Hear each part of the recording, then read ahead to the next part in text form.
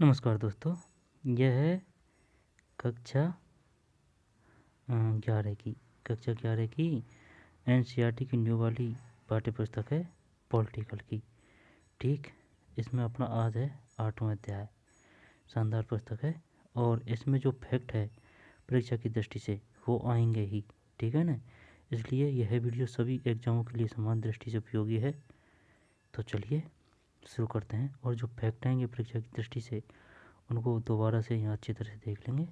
तो चलिए शुरू करते हैं। अध्याय 8, स्थानीय शासन। स्थानीय शासन। ठीक। परिचय। परिचय। केंद्र और प्रादेशिक स्तर पर निर्वाचित सरकार की मौजूदगी ही किसी लोकतंत्र के लिए काफ़ी नहीं। लोकतंत्र के लिए यह भी जरूरी है कि स्थानीय स्तर पर स्थानीय मामलों की देखभाल करने वाली एक निश्चित सरकार हो। इस अध्याय में हम अपने देश में मौजूद स्थानीय सरकार की बनावट का अध्ययन करेंगे। हम यह भी पढ़ेंगे कि स्थानीय सरकार का क्या महत्व है और इसे स्वतंत्र रूप से शक्ति प्रदान करने के क्या रास्ते हैं। यह अध्याय पढ़ने के बाद आप जान सकेंगे कि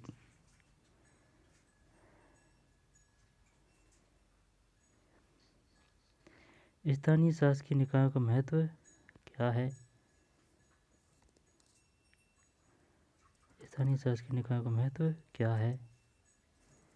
संविधान के 73वें और 74वें संशोधन के अंतर्गत क्या प्रावधान किए गए हैं और स्थानीय शासकीय निकायों के काम और जिम्मेदारियां कौन कौन सी हैं।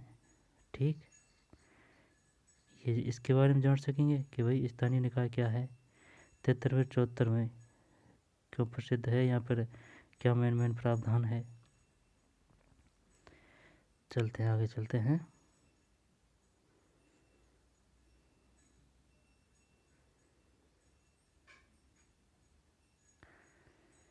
स्थानीय सरकार क्यों। मध्य प्रदेश का एक जिला है सीहोर। गीता राठौड़ इसी जिले के जमनिया तालाब ग्राम पंचायत की रहने वाली है।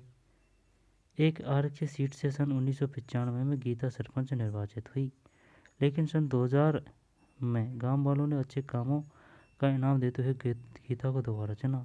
इस बार गीता एक सामान्य सीट से चुनी गई। गीता गृहिणी हुआ करती थी, लेकिन वह राजनीतिक रूप से एक दूरदर्शी नेता बनकर उभरी। उन्होंने अपनी पंचायत की जनशक्ति का इस्तेमाल तालाब को पक्का बनवाने, स्कूल की इमारत और गांव में सड़क बनवाने में किया। गीता ने अपनी पंचायत की सामूहिक शक्ति का इस्तेमाल महिलाओं पर होने वाली घरेलू हिंसा और अत्याचार में लड़ने, पर्यावरण के प्रति जागरूकता पैदा करने और अपने गांव में वन तथा जल प्रबंधन को बढ़ावा देने में किया। पंचायत राज अपडेट खंड 11। सही बात है भाई, फरवरी 2004। ठीक, मध्य प्रदेश का एक जिला है सीहोर। गीता राठौड़ इसी जिले के जमनिया तालाब ग्राम पंचायत की रहने वाली है।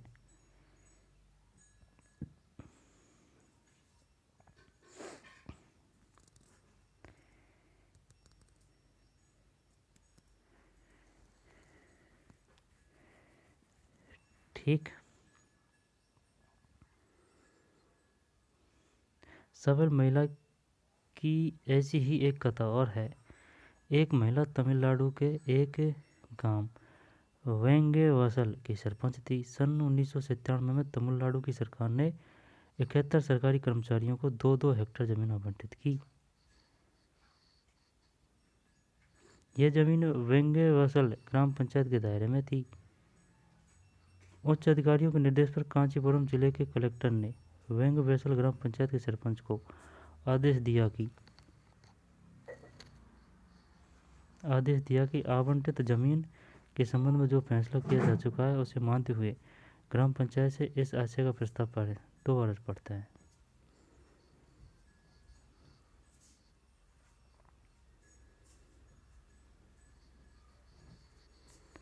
सफल महिला की ऐसी ही एक कथा और है। यह महिला तमिलनाडु के एक गांव वेंगेवसल की सरपंच थी। सन 1997 में तमिलनाडु की सरकार ने 71 सरकारी कर्मचारियों को 2-2 हेक्टेयर जमीन आवंटित की थी। 1 हेक्टेयर में होता है 100 वर्ग मीटर का क्षेत्र। जैसे कि ये 100 मीटर है ना, ये 100 मीटर, ये 100 मीटर, ये 100 मीटर, ये 100 मीटर, ये हो गया क्या 1 हेक्टेयर। यह जमीन वेंगे वसल ग्राम पंचायत के दायरे में थी। उच्चतर अधिकारियों के निर्देश पर कांचीपुरम जिले के कलेक्टर ने वेंगे वसल ग्राम पंचायत के सरपंच को आदेश दिया कि आवंटित जमीन के संबंध में जो फैसला लिया जा चुका है उसे मानते हुए ग्राम पंचायत से इस आशय का प्रस्ताव पारित कराएं। सरपंच और ग्राम पंचायत ने कलेक्टर के इस आदेश को मानने से इनकार कर दिया। कलेक्टर ने जमीन के अधिग्रहण का आदेश दिया। ग्राम पंचायत ने कलेक्टर की इस कार्रवाई के विरोध में मद्रास उच्च न्यायालय में एक याचिका दायर की। उच्च न्यायालय की एक खंडपीठ ने कलेक्टर के आदेश को जायज सही बता दिया भाई कि सही डिसीजन है भाई कलेक्टर साहब का। अदालत का फैसला था कि इस संबंध में ग्राम पंचायत की अनुमति लेने की जरूरत नहीं है। और यार ऐसे कैसे नहीं है, सहमति लेनी पड़ती है। मान ली जाए वो कोई गरीब भाई की हो ज़मीन तो ऐसे कैसे दी जा सकती है। अगर कोई सवैच्छिक है और यह सार्वजनिक भूमि है तो उसको दी जा सकती है। सरपंच के मत के हाँ साहब आप इस ज़मीन को ले लीजिए, ये हमारे किस काम की भी नहीं है, इसमें आप कुछ भी बना सकते हैं, तो फिर दी जा सकती है। ऐसे थोड़ी कि बिना पूछे ताछे और चल भाई आवंटित कर दी। पंचायत ने इस फैसले के खिलाफ खंडपीठ के पास अपील की। ठीक है, ये लड़ाई वही बड़ी है केंद्र राज्य वाणी जैसी है के पास अपील की। खंडपीठ ने एकल न्यायाधीश के फैसले को उलट दिया।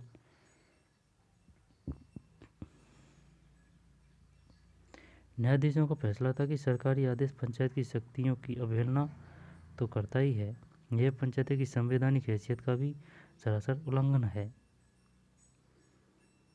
पंचायत राज अपडेट खंड 12 जून 2005।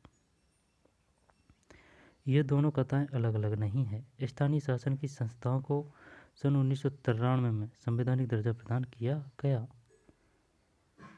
कब प्रदान किया गया? 1993 में।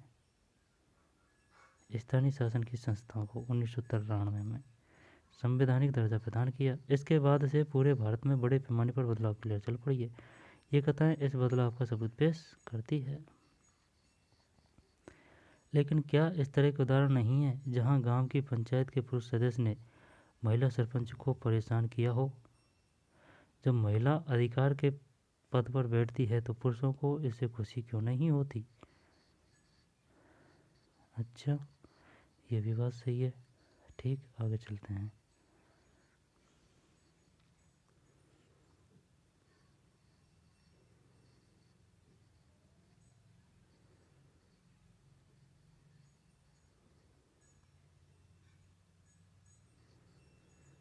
गांव और जिला स्तर के शासन को स्थानीय शासन कहते हैं। किसे कहते हैं? स्थानीय शासन।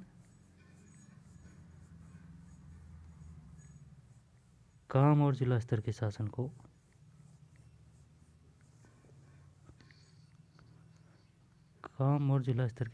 स्थानीय शासन कहते हैं। स्थानीय शासन आम आदमी के सबसे नज़दीक का शासन है।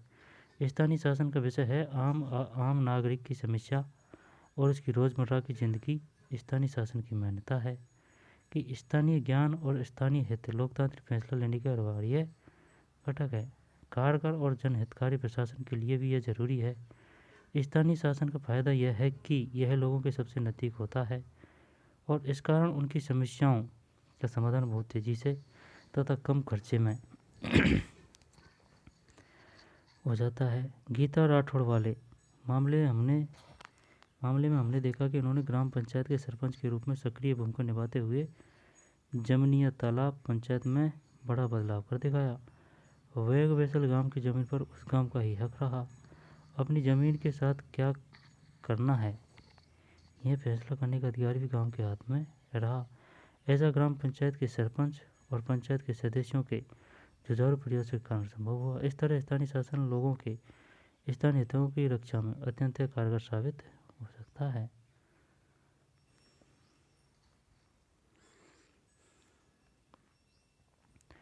लोकतंत्र का मतलब है कि सार्थक भागीदारी। लोकतंत्र का रिश्ता जवाबदेही से भी है। जीवंत और मजबूत स्थानीय शासन सक्रिय भागीदारी और उद्देश्यपूर्ण जवाबदेही को सुनिश्चित करता है। गीता राठौड़ की कहानी प्रतिबद्धता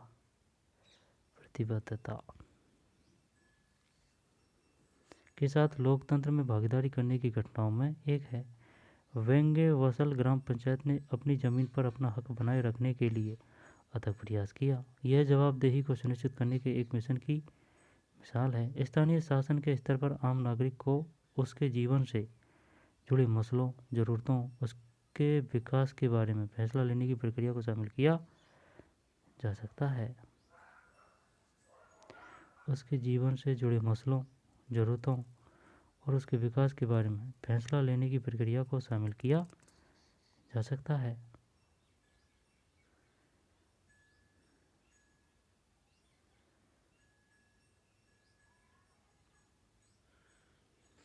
जो काम स्थानीय स्तर पर किए जा सकते हैं वे काम स्थानीय लोगों और उनके नुमाइंदों के हाथ में रहने चाहिए।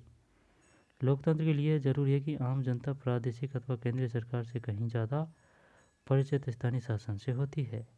स्थानीय शासन क्या कर रहा है और क्या करने में नाकाम रहा है, आम जनता का इस सवाल से कहीं ज़्यादा सरोकार होता है, क्योंकि इस बात का सीधा असर उसकी रोज़मर्रा की ज़िंदगी पर पड़ता है।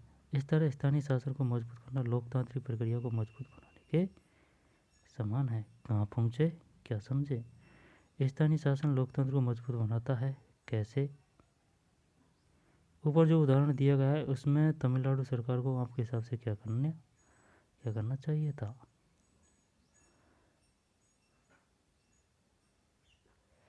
ठीक। क्या यह संभव है कि हमारे यहाँ सरकार सिर्फ स्थानीय स्तर पर हो और राष्ट्रीय स्तर पर इसके समायोजन का निकाय हो? मुझे लगता है कि महात्मा गांधी ने इस तरह की कोई बात कही थी।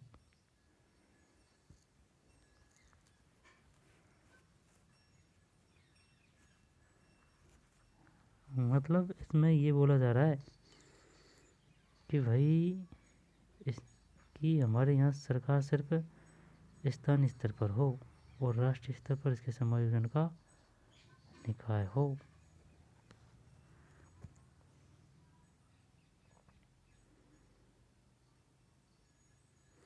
लेकिन क्या इस तरह के उदाहरण नहीं है जहाँ गाँव के यहाँ ये पढ़ लिया? चलो आगे चलते हैं। भारत में स्थानीय शासन का विकास।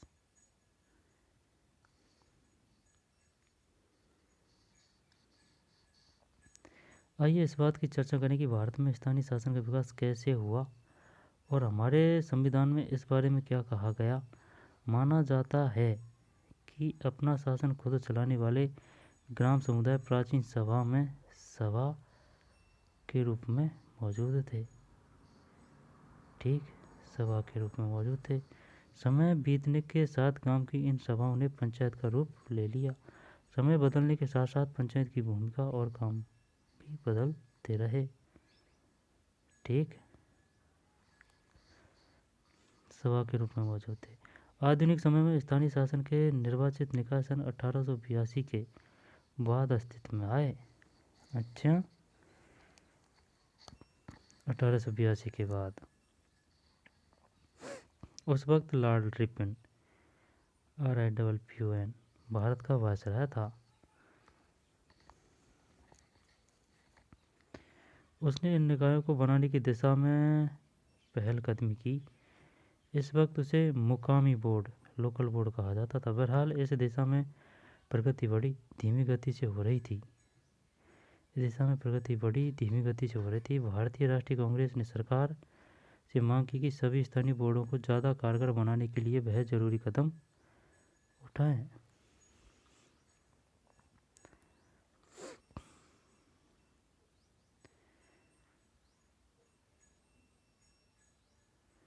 एक मिनट,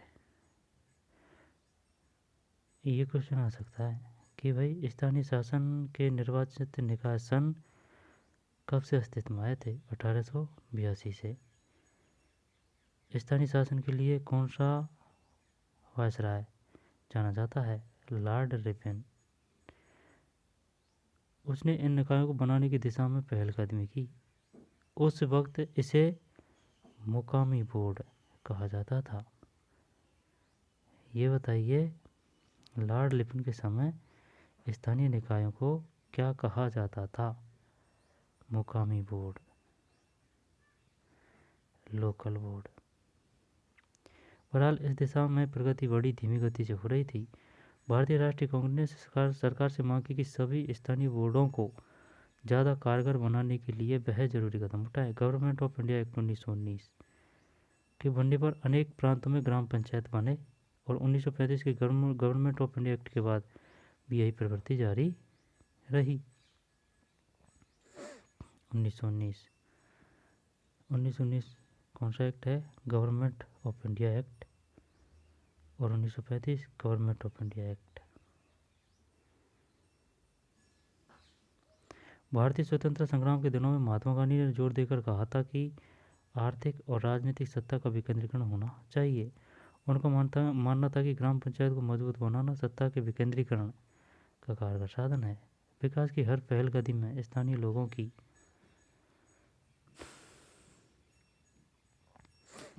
उनका मानना था कि ग्राम पंचायतों को मजबूत बनाना सत्ता के विकेंद्रीकरण का कारगर साधन है। विकास की हर पहल कदमी में स्थानीय लोगों की भागीदारी होनी चाहिए ताकि ये सफल हो। इस तरह पंचायत को सहभागी लोकतंत्र को स्थापित करने के साधन के रूप में देखा गया। दिल्ली में बैठे गवर्नर जनरल के हाथ में बहुत ज़्यादा शक्तियाँ थीं। हमारे स्वतंत्रता संग्राम की चिंता में यह बात भी शामिल थी। इस कारण हमारे नेताओं के लिए आज़ादी का अर्थ एक आश्वासन था कि फैसला लेने में तथा कार्यपालिका और प्रशासनिक शक्तियों के इस्तेमाल में विकेंद्रीकरण होगा।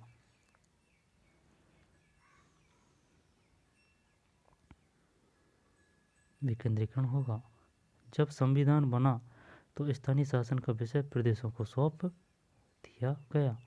संविधान के नीति निर्देशक सिद्धांतों में इसकी चर्चा है।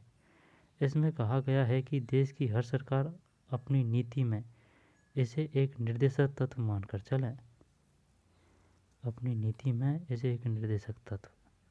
मानकर चले। जैसा कि आपने अध्याय 2 में पढ़ा, राज्य के नीति निर्देशक सिद्धांतों का अंग होने के कारण संविधान का यह प्रावधान अदालती वाद के दायरे में नहीं आता और इसकी प्रकृति प्रधानतः सलाह मशवरे की ही है। ऐसा लगता है कि स्थानीय शासन के मसले को, जिसमें पंचायत भी शामिल है, संविधान में यथोचित महत्व नहीं मिला। क्या आप जानते हैं कि ऐसा क्यों हुआ? नहीं जानते। यहाँ कुछ कारण बताए जा सकते हैं। पहली बात तो यह है कि देश विभाजन की खलबली के कारण संविधान का जवाब केंद्र को मजबूत बनाने का रहा। नेहरू खुद अति स्थानीयता को राष्ट्र की एकता और अखंडता के लिए खतरा मानते थे। दूसरा, संविधान सभा में डॉक्टर B.R. अम्बेडकर के नेतृत्व में एक मजबूत आवाज़ उठ रही थी। इसका कहना था कि ग्रामीण भारत में जाति पांची और आपसी फूट का बोलबाला है। स्थानीय शासन का उद्देश्य तो बड़ा अच्छा है, लेकिन ग्रामीण भारत के ऐसे माहौल में यह उद्देश्य ही मटिया मेट हो जाएगा। उस समय की अलग परिस्थिति थी, अब अलग परिस्थिति है। बहरहाल किसी भी सदस्य ने विकास योजनाओं में जन भागीदारी के महत्व से इनकार नहीं किया।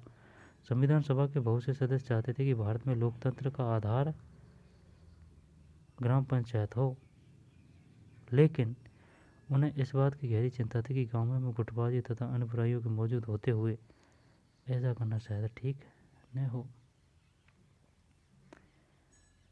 अनंत शयनम अयंगर। लोकतंत्र के हक में गांवों को स्वशासन, यहाँ तक कि स्वायत्तता हासिल करने की कला में प्रशिक्षित किया जा सकता है। हमारे लिए ज़रूरी है कि हम गांवों को सुधारने और वहाँ शासन के लोकतांत्रिक सिद्धांतों की जड़ जमाने में समर्थ हो। अभी ये कथन आ गया कि बताइए निम्नलिखित कथन किसने दिया है, तो फिर मामला गोल है ना।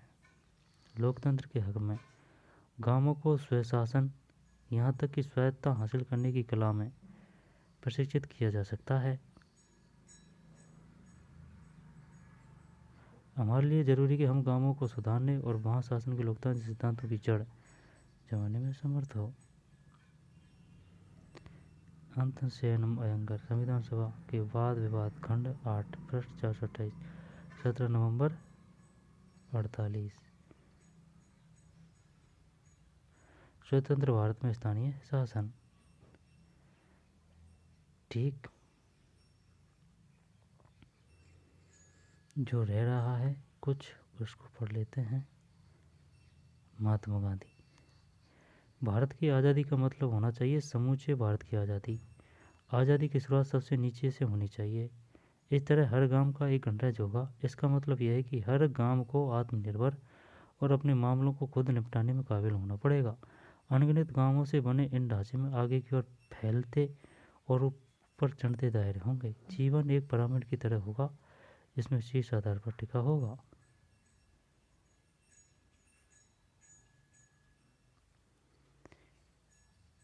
मैं अतीत के बारे में तो नहीं जानती, लेकिन मेरे मन में यह शंका जरूर उठती है कि गांव की पंचायत के लिए चुनाव न हो तो ऐसी पंचायत में गांव के बुजुर्गों, अमीरों लोगों और समाज के ऊपरी के तबके के पुरुषों का बोलबाला रहेगा।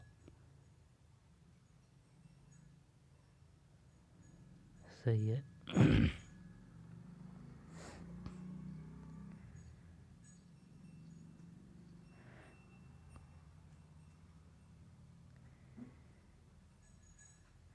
ठीक है, आगे चलते हैं।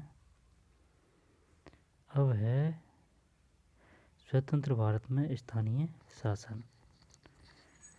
ठीक,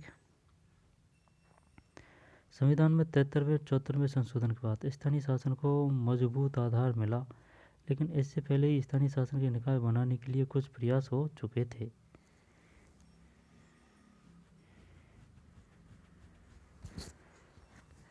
ठीक है, इम्पोर्टेंट है भैया। संविधान के 73वें और 74वें संशोधन के बाद स्थानीय शासन को मजबूत आधार मिला, लेकिन इससे पहले ही स्थानीय शासन के निकाय बनाने के लिए कुछ प्रयास हो चुके थे। इस सिलसिले में पहला नाम आता है 1952 के सामुदायिक विकास कार्यक्रम, कम्युनिटी डेवलपमेंट प्रोग्राम। अच्छा, सामुदायिक विकास कार्यक्रम। इस कार्यक्रम के पीछे सोच यह थी कि स्थानीय विकास की विभिन्न गतिविधियों में जनता की भागीदारी हो।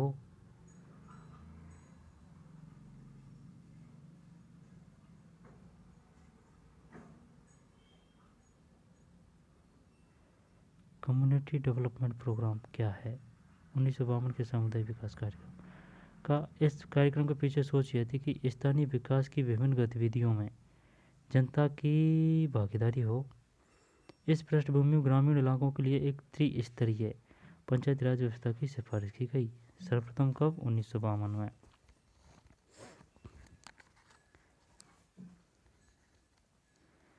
कुछ प्रदेश मसलन गुजरात, महाराष्ट्र ने सन 1960 में निर्वाचन द्वारा बने स्थानीय निकायों की प्रणाली अपनाई।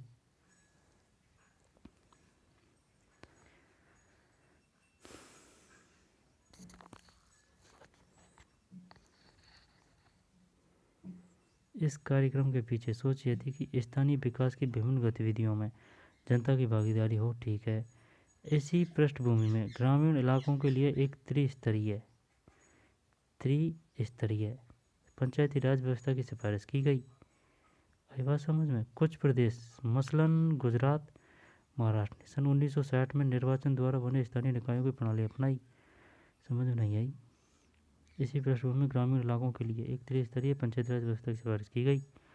कुछ प्रदेश मसलन गुजरात, महाराष्ट्र ने सन 1960 में निर्वाचन द्वारा बने स्थानीय निकायों की प्रणाली अपनाई 1960 में। लेकिन अनेक प्रदेशों में इन स्थानीय निकायों की शक्ति इतनी नहीं थी कि वे स्थानीय विकास की देखभाल कर सके। ये निकाय वित्तीय मदद के लिए प्रदेश तथा केंद्रीय सरकार पर बहुत ज़्यादा निर्भर थे।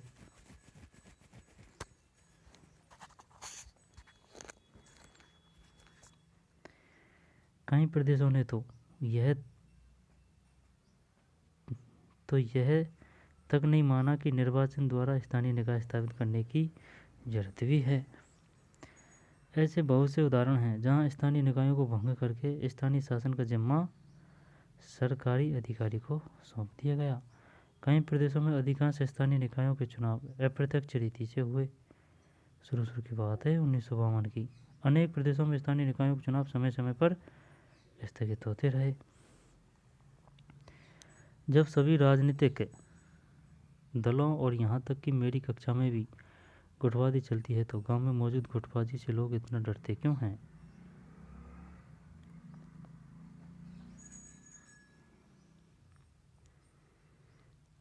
ठीक, चुनाव समय पर समय समय पर स्थगित होते रहे।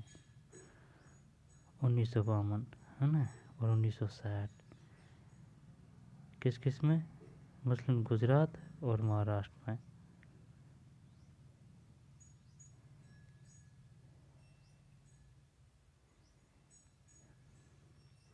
सन 1987 के बाद स्थानीय शासन की संस्थाओं के गहन पुनरावलोकन की शुरुआत हुई। 1987 सन 1989 में पी के थंगुन समिति ने स्थानीय शासन के निकायों को संवैधानिक दर्जा प्रदान करने की सिफारिश की। आई बात समझ में? 1987 से, और पी के थंगुन समिति संबंधित है स्थानीय शासन। यहाँ पर स्थानीय शासन से संबंधित निम्नलिखित में से समिति है।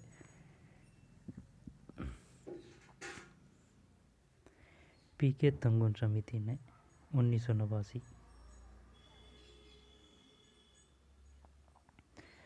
संवैधानिक दर्जा प्रदान करने की सिफारिश की। समिति की सिफारिश थी कि स्थानीय शासन की संस्थाओं के चुनाव समय समय पर कराने, उनके समुचित कार्यों की सूची तय करने तथा ऐसी संस्थाओं को धन प्रदान करने के लिए संविधान में संशोधन किया जाए।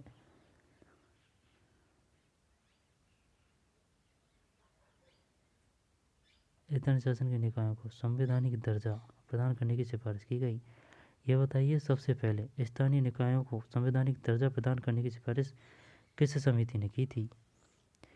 पी के थंगुन समिति 1989 आ सकता है। पी के थंगुन समिति संबंधित है 1989 स्थानीय स्वशासन को संवैधानिक दर्जा प्रदान करने की सिफारिश के लिए। 87-89 समिति की सिफारिश थी कि स्थानीय शासन की संस्थाओं के चुनाव समय समय पर कराने, उनके समुचित कार्यों की सूची तय करने तथा ऐसी संस्थाओं को धन प्रदान करने के लिए संविधान में संशोधन किया जाए।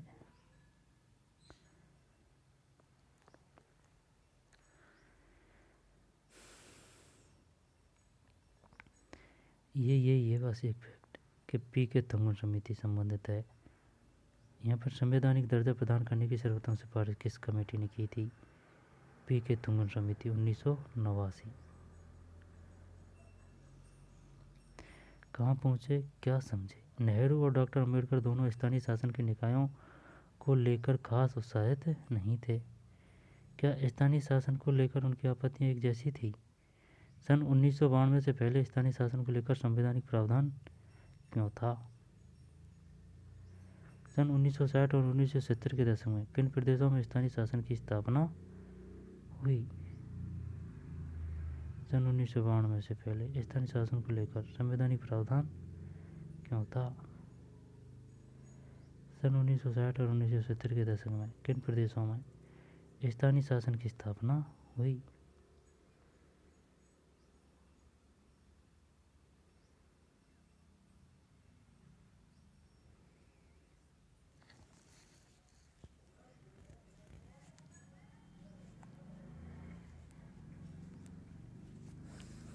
आगे चलते हैं। संविधान का 73वां और 74वां संशोधन। ठीक,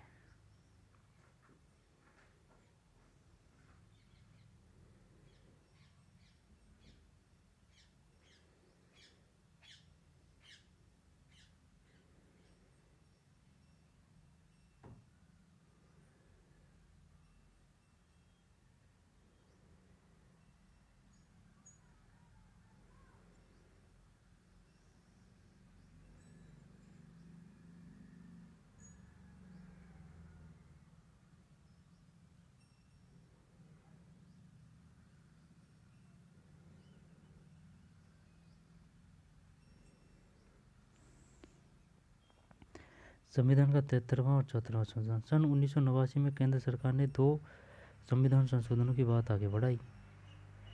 इन संशोधनों का लक्ष्य था स्थानीय शासन को मजबूत करना और पूरे देश में इसके कामकाज तथा बनावट में एकरूपता लाना। ठीक, 1989 में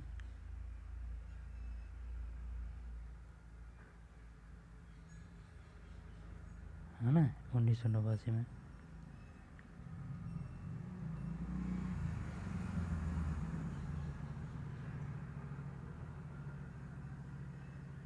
1989 में केंद्र सरकार ने 2 संविधान संशोधनों की बात आगे बढ़ाई।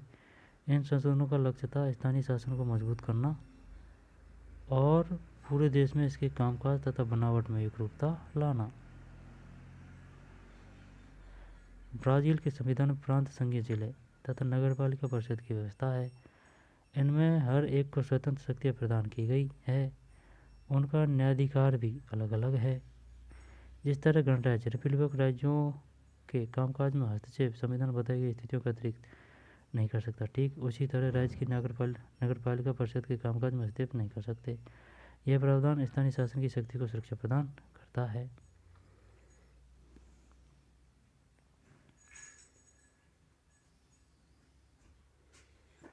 ठीक।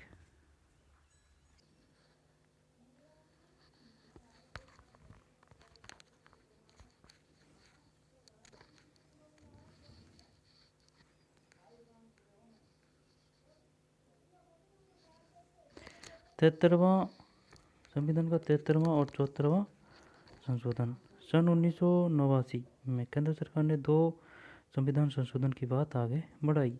इन संशोधनों का लक्ष्य था स्थानीय शासन को मजबूत करना और पूरे देश में इसके कामकाज तथा बनावट में एकरूपता लाना। ब्राज़ील के संविधान में प्रांत, संघीय जिले तथा नगरपालिका परिषद की व्यवस्था है। इनमें से हर एक को स्वतंत्र शक्तियाँ प्रदान की गई।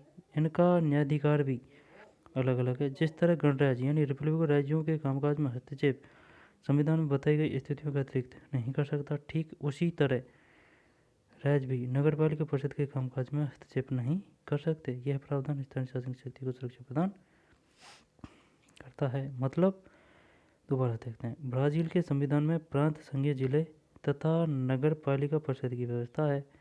इनमें हर एक को स्वतंत्र शक्तियाँ प्रदान की गई है। इनका न्यायाधिकार भी अलग अलग है। जिस तरह गणराज्य यानी रिपब्लिक राज्यों के कामकाज में हस्तक्षेप संविधान बताई गई स्थितियों का अतिरिक्त नहीं कर सकता, ठीक उसी तरह राज्य भी नगरपालिका परिषद के कामकाज में हस्तक्षेप नहीं कर सकते। यह प्रावधान स्थानीय शासन की शक्ति को सुरक्षा प्रदान करता है। ठीक,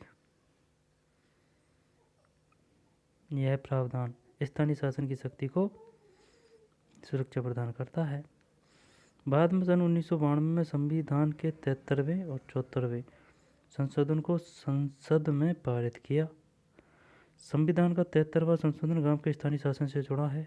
ठीक है ना भाई।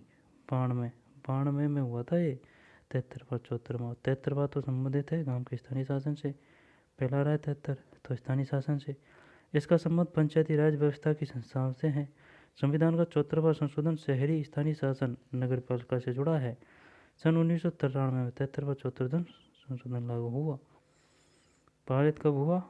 92 में 73वां 74वां। 73वां स्थानीय शासन से, 74वां शहरी। लागू कब हुए? 93 में 1993 1993 में लागू हुए। हमने पहले देखा कि स्थानीय शासन को राज्य सूची में रखा गया है। प्रदेशों को इस बात की छूट है कि वे स्थानीय शासन के बारे में अपनी तरह का कानून बनाएं। लेकिन संविधान में संशोधन को हो जाने के बाद प्रदेशों को ऐसे कानून बदलने पड़े ताकि उन्हें संशोधित संविधान के अनुरूप किया जा सके। प्रदेशों को इन संशोधनों के आलोक में स्थानीय शासन के अपने अपने कानूनों में जरूरी बदलाव करने के लिए 1 वर्ष का समय दिया गया। आई बात समझ में? हमने पहले देखा कि स्थानीय शासन को राज्य सूची में रखा गया। प्रदेशों को इस बात की छूट है कि वे स्थानीय शासन के बारे में अपनी तरह का कानून बनाएं। लेकिन संविधान में संशोधन हो जाने के बाद प्रदेशों को ऐसे कानून बदलने पड़े ताकि उन्हें संशोधित संविधान के अनुरूप किया जा सके।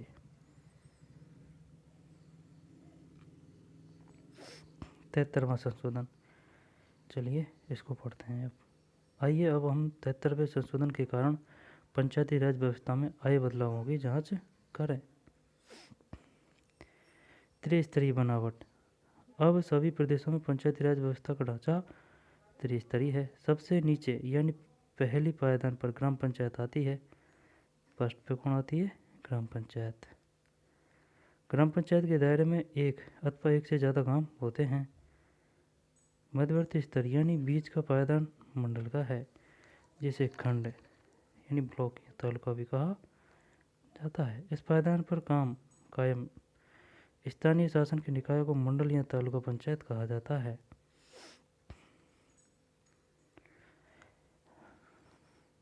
दोबारा से देखें हैं वही ग्राम पंचायत के दायरे में एक अथवा एक से ज़्यादा गांव होते हैं। ठीक।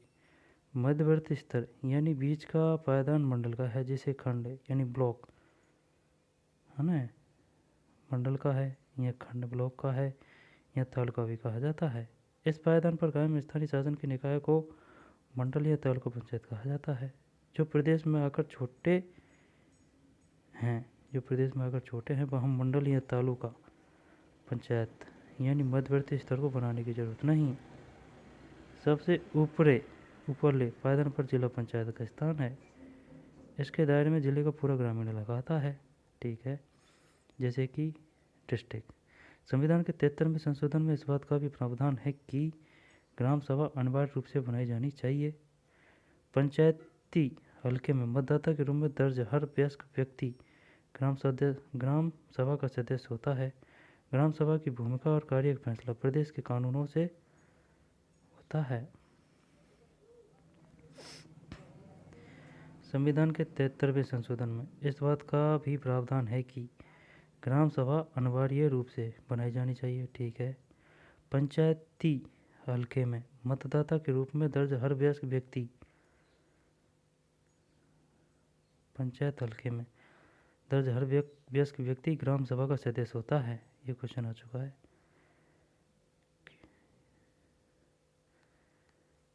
कि ग्राम सभा का सदस्य कौन होता है। पंचायती हलके में मतदाता के रूप में दर्ज हर वयस्क व्यक्ति ग्राम सभा का सदस्य होता है। ग्राम सभा की भूमिका और कार्य का फैसला प्रदेश के कानूनों से होता है। चुनाव। क्या ग्राम सभा पूरे गांव के लिए एक लोकतांत्रिक मंच का काम करती है? क्या ग्राम सभा सचमुच नियमित रूप से बैठती है? हाँ, सही है। और ये है, यदि मैंने इस बात को ठीक समझा है तो मेरे सामने केंद्र ने प्रदेशों को स्थानीय शासन के संबंध में सुधार करने के लिए मजबूर किया है। मैं ठीक समझा है तो मेरे जानते केंद्र ने प्रदेशों को स्थानीय शासन के संबंध में सुधार करने के लिए मजबूर किया। यह अपने आप में मज़ेदार बात है कि अब विकेंद्रीकरण को अपनाते तो हैं, लेकिन केंद्रीकरण की प्रक्रिया के जरिए। चुनाव। पंचायती राज संस्थाओं के तीनों स्तर के चुनाव सीधे जनता करती है। हर पंचायत निकाय की अवधि 5 साल की होती है। यदि प्रदेश की सरकार 5 साल पूरे होने से पहले पंचायत को भंग करती है तो इसके 6 माह के अंदर नए चुनाव हो जाने चाहिए। कितने माह के अंदर? 6 माह। निर्वाचित स्थानीय निकायों के अस्तित्व को सुनिश्चित रखने वाला यह महत्वपूर्ण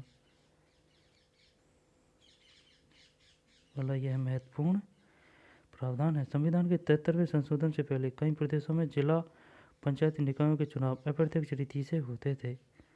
किस रीति से होते थे? अप्रत्यक्ष रीति से। जिला पंचायती निकायों के चुनाव अप्रत्यक्ष रीति से होते थे और पंचायती संस्थाओं को भंग करने के बाद तत्काल चुनाव कराने के संबंध में कोई प्रावधान नहीं था। आरक्षण। सभी पंचायती संस्थाओं में 1/3 सीटें महिलाओं के लिए आरक्षित है। ये क्वेश्चन आ चुका है। बताइए, पंचायती संस्थाओं में महिलाओं के लिए कितने सीट आरक्षित है? 1/3। तीनों स्तर पर अनुसूचित जाति और अनुसूचित जनजाति के लिए सीट में आरक्षण की व्यवस्था की गई है। यह व्यवस्था अनुसूचित जाति जनजाति की जनसंख्या के अनुपात में की गई है। यदि प्रदेश की सरकार जरूरी समझे तो वह अन्य पिछड़ा वर्ग को भी सीट में आरक्षण दे सकती है। जहां यह बात गौरतलब है कि यह आरक्षण पंचायत के मात्र साधारण सदस्यों की सीट तक सीमित नहीं है। तीनों ही स्तर पर अध्यक्ष,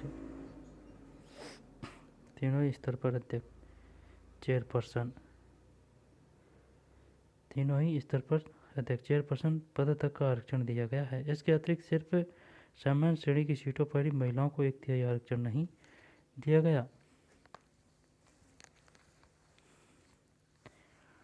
बल्कि अनुसूचित जाति अनुसूचित जनजाति के लिए आरक्षित सीट पर भी महिलाओं के लिए 1/3 आरक्षण की व्यवस्था है। ये समझ में नहीं आई बात है यार, क्या बोल रहा है ये भाई। यहाँ यह बात गौरतलब है कि यह आरक्षण पंचायत के मात्र साधारण सदस्यों की सीट तक सीमित नहीं है। तीनों ही स्तर पर अध्यक्ष यानी कि चेयरपर्सन पद तक आरक्षण दिया गया है। हाँ ठीक है, यानी कि अध्यक्ष तक। इसके अतिरिक्त सिर्फ सामान्य श्रेणी की सीटों पर ही महिलाओं को 1/3 आरक्षण नहीं दिया है, बल्कि अनुसूचित जाति अनुसूचित जनजाति के लिए आरक्षित सीटों पर भी महिलाओं के लिए 1/3 आरक्षण की व्यवस्था है। यानी कि सब जगह है, चाहे अध्यक्षतानु हो चाहे कोई सी भी कैटेगरी हो, सब में 1/3 आरक्षण है। इसका अर्थ ये हुआ कि कोई सीट महिला उम्मीदवार और अनुसूचित जाति और जनजाति के सदस्य के लिए साथ साथ आरक्षित की जा सकती है। इस तरह सरपंच का पद कोई दलित अथवा आदिवासी महिला धारण कर सकती है। विषयों का स्थानांतरण। हमने चुनाव पर केंद्रित अध्याय में पढ़ा था कि संसद और विधानसभा में महिलाओं को आरक्षण देने से संबंधित विधेयक पारित नहीं हो सका, लेकिन स्थानीय निकायों में महिलाओं के आरक्षण की बात इतनी आसानी से कैसे मान ली गई। वही अध्ययन पढ़ा था कि संसद और विधानसभा में महिलाओं को आरक्षण देने से संबंधित विधेयक पारित नहीं हो सका, लेकिन स्थानीय निकायों में महिलाओं के आरक्षण की बात इतनी आसानी से कैसे मान ली गई। ये एक तरह का व्यंग है। हाँ कि भाई संसद में बात नहीं मानी, लेकिन नीचे के एरिया जैसे कि स्थानीय क्षेत्रों में मान ली, जो ऊपर माननी थी संसद और विधानसभा में। विषयों का स्थानांतरण।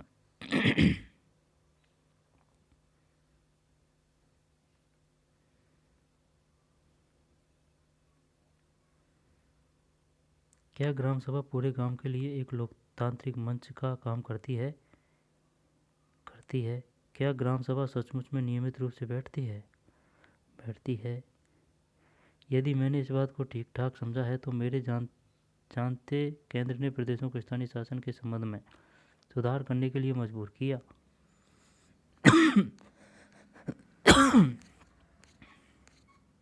यह अपने आप में मज़ेदार बात है कि आप विकेंद्रीकरण को अपनाते तो हैं, लेकिन केंद्रीकरण की प्रक्रिया के जरिए।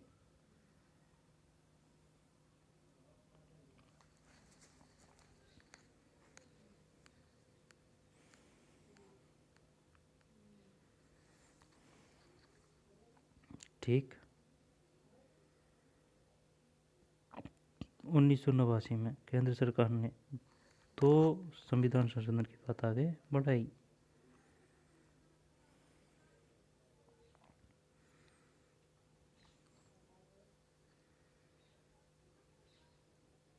नेहरू और डॉक्टर अम्बेडकर दोनों स्थानीय शासन के निकायों को लेकर खास उत्साहित नहीं थे। क्या स्थानीय शासन को लेकर उनकी आपत्तियां क्या एक जैसी थी? सन 1992 से पहले स्थानीय शासन को लेकर संवैधानिक प्रावधान क्यों था? सन 1960 और 1970 के दशक में किन प्रदेशों में स्थानीय शासन की स्थापना हुई?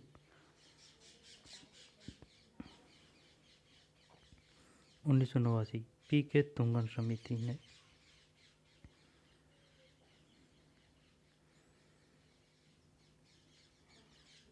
पी के तुंगन समिति संवैधानिक दर्जा प्रदान करने की सिफारिश की।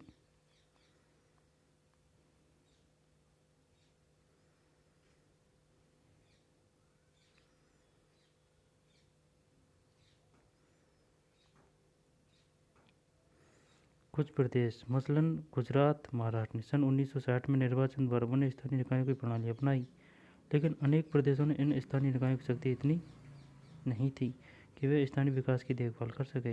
ये निकाय वित्तीय मदद के लिए प्रदेश तथा केंद्रीय सरकार पर बहुत ज़्यादा निर्भर थे। कई प्रदेशों ने तो यह तक नहीं माना कि निर्वाचन द्वारा स्थानीय निकाय स्थापित करने की जरूरत भी है। ऐसे बहुत से उदाहरण हैं जहाँ स्थानीय निकायों को भंग करके स्थानीय शासन का जिम्मा सरकारी अधिकारी को सौंप दिया जाए। कई प्रदेशों में अधिकांश स्थानीय निकायों के चुनाव अप्रत्यक्ष रीति से हुए। अनेक प्रदेशों में स्थानीय निकायों के चुनाव समय समय पर स्थगित होते रहे।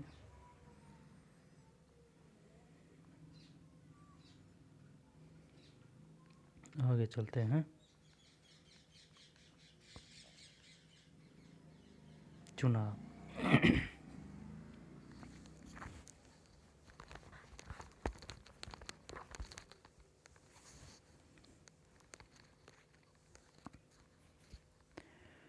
पंचायती राज संस्थाओं के तीनों स्तरों के चुनाव सीधे जनता करती है।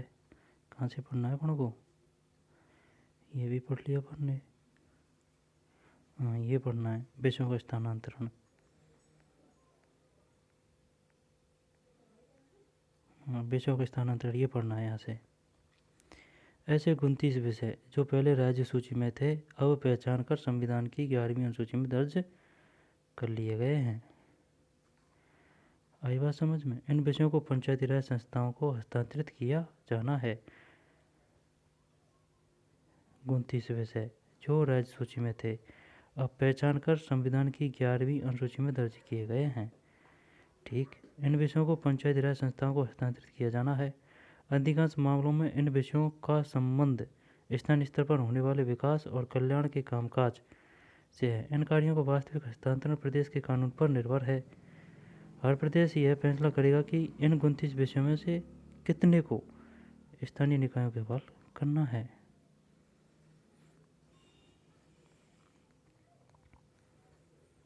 विषयों में से कितने को स्थानीय निकायों के हवाले करना है, बताइए। 11वीं अनुसूची संबंधित है।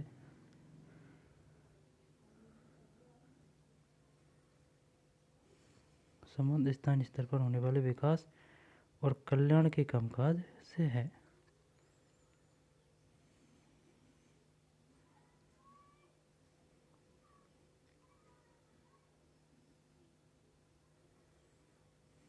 अनुच्छेद 243 जी पंचायतों की शक्ति, प्राधिकार और उत्तरदायित्व। किसी प्रदेश की विधायी का कानून बनाकर 11वीं अनुसूची में दर्ज मामलों में पंचायतों को ऐसी शक्ति और प्राधिकार प्रदान कर सकती है। ये क्वेश्चन आ चुका है, बताइए। अनुच्छेद 243 संबंधित है पंचायतों की शक्ति, प्राधिकार और उत्तरदायित्व। किसी प्रदेश की विधायी का कानून बनाकर 11वीं अनुसूची में दर्ज मामलों में पंचायतों को ऐसी शक्ति और प्राधिकार प्रदान कर सकती है।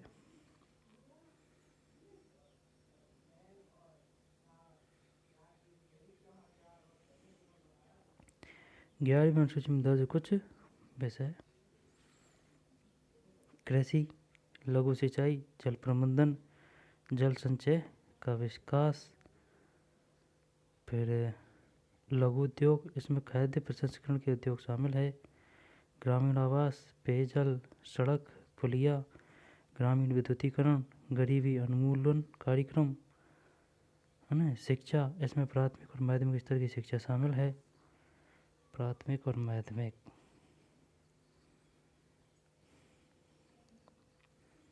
तकनीकी प्रशिक्षण और व्यावसायिक शिक्षा, वयस्क और अनौपचारिक शिक्षा, पुस्तकालय, सांस्कृतिक गतिविधि, बाजार और मेले, स्वास्थ्य और साफ सफाई, इसमें अस्पताल, प्राथमिक स्वास्थ्य केंद्र तथा डिस्पेंसरी शामिल है।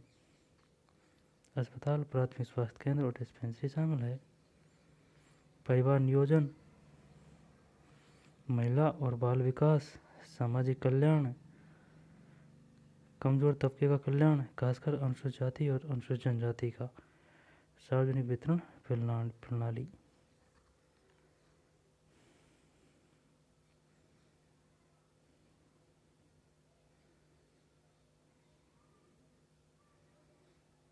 ठीक, सिर्फ राज्य सूची के विषयों को ही क्यों हस्तांतरित किया जाता है?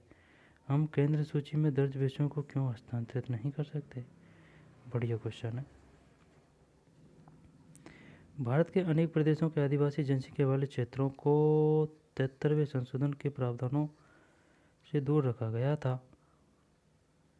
ठीक है, ये प्रावधान इन क्षेत्रों पर लागू नहीं होते थे। सन 1996 में अलग से एक अधिनियम बना और पंचायती व्यवस्था के प्रावधानों के दायरे में इन क्षेत्रों को भी शामिल कर लिया गया। ये जो आ रहे हैं ना, हर एक फैक्ट बहुत शानदार है। अब ये अगर क्वेश्चन आ गया कि बताइए कि आदिवासी जनसंख्या वाले क्षेत्रों में पंचायती व्यवस्था के प्रावधान लागू करने के लिए कौन सा अधिनियम पारित किया गया था? यहाँ पर किसके माध्यम से, यहाँ पर किस अधिनियम के जरिए आदिवासी क्षेत्रों में पंचायती व्यवस्था का प्रावधान किया गया था? 1996 में। वैसे 1993 में लागू हो गया था। 92 में अधिनियम है ना, 93 में लागू। पंचायती व्यवस्था के प्रावधानों के दायरे में इन क्षेत्रों को शामिल कर लिया गया। अनेक आदिवासी समुदायों में जंगल, जल जोहड़ जैसे साझे संसाधनों की देखरेख के रीति रिवाज मौजूद है। इस कारण नए अधिनियम में आदिवासी समुदायों के इस अधिकार की रक्षा की गई। वे अपने रीति रिवाज के अनुसार संसाधनों की देखभाल कर सकते हैं। इस उद्देश्य से ऐसे इलाकों की ग्राम सभा को अपेक्षाकृत ज़्यादा अधिकार दिए गए हैं और निर्वाचित ग्राम पंचायत को कई मायनों में ग्राम सभा की अनुमति लेनी पड़ती है। और निर्वाचित ग्राम पंचायत को कई मायनों में निर्वाचित ग्राम पंचायत को कई मायने में ग्राम सभा की अनुमति लेनी पड़ती है। इस अधिनियम के पीछे मूल विचार स्वयं शासन की स्थानीय परंपरा को बचाना और आधुनिक ढंग से निर्वाचित निकायों में से समुदायों को परिचित कराना है। विविधता और विकेंद्रीकरण की भावना से इस विचार की संगति बैठती है।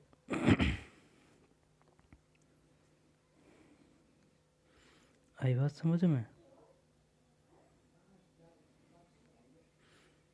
राज्य चुनाव आयोग प्रदेशों की सरकार को खुद ही गरीब है। पिछले अध्याय में हमने पढ़ा था कि वे केंद्र सरकार से धन मांगती है। ऐसे में स्थानीय शासन को वे धन कैसे दे सकती है? ये भी बात सही है। सिर्फ राज्य सूची के विषय को ही है ना, ये पढ़ लिया अपन ने। 11वीं अनुसूची में दर्ज कुछ विषय। अनुच्छेद 243 में उल्लेख है पंचायतों की शक्ति, प्राधिकार और उत्तरदायित्व। किसी प्रदेश की विधायी का कानून बनाकर 11वीं अनुसूची में दर्ज मामलों में पंचायतों को ऐसी शक्ति और प्राधिकार प्रदान कर सकती है।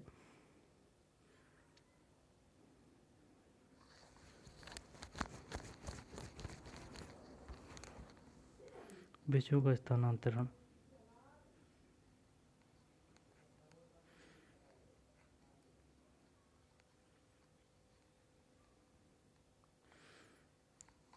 कितने विषय हैं? 29 विषय में से 11वीं अनुसूची में दर्ज कर लिए गए हैं।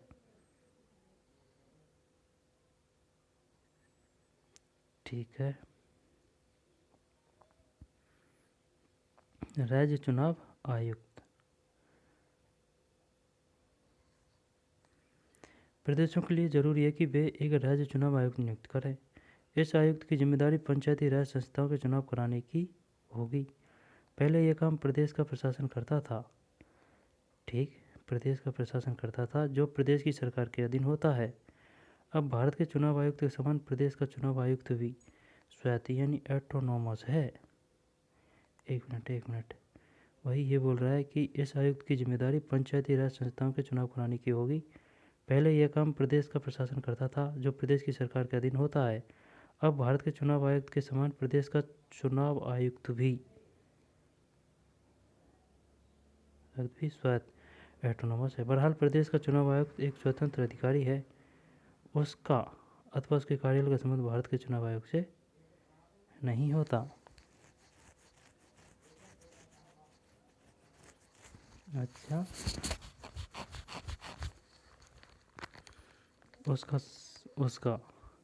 उसका अथवा उसके कार्यालय का संबंध भारत के चुनाव आयोग से नहीं होता। ऐसे नहीं होता जैसे कि आईएएस वगैरह होते हैं, ऐसे नहीं है भाई, स्वतंत्र है। अलग अलग राज्य में चुनाव आयोग।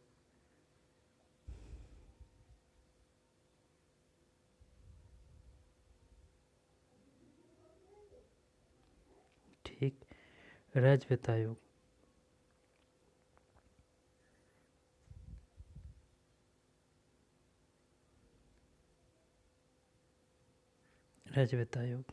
प्रदेशों की सरकार के लिए हर 5 वर्ष पर एक प्रादेशिक वित्त आयोग बनाना जरूरी है। यह आयोग प्रदेश में मौजूद स्थानीय शासन की संस्थाओं की आर्थिक स्थिति का जायजा लेगा।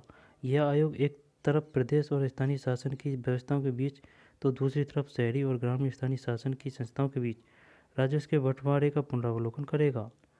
इस पहल के द्वारा यह सुनिश्चित किया गया कि ग्रामीण स्थानीय शासन को धन आवंटित करना राजनीतिक मसला न बने।